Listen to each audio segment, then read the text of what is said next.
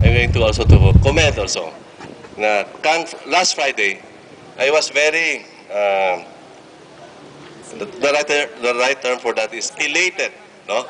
Pag agto ko sa tinda, kita ko, pag sila yung get sa my left side, nakita ko nga, the office there, which was cleaned and was vacant for a while, ginagamit lang kang aton recycling nga group.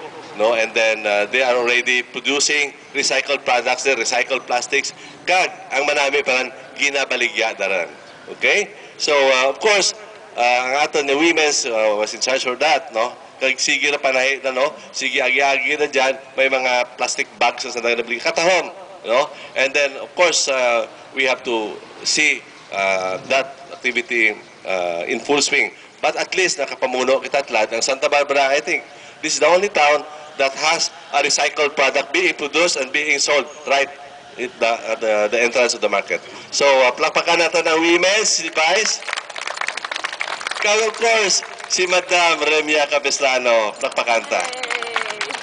Hinayaw, liwat. Mas-speech kagi karon ha.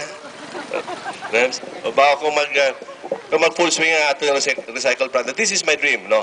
Ang Santa Barbara will not be having problems with plastics because we will be using it, no? Maskin we will be imposing also our plastic ordinance to regulate the sale of plastic products. Dapat may isag-isag lang kita mag-impose ka dyan. Why? Because there is already an alternative being sold right in front of the market, no?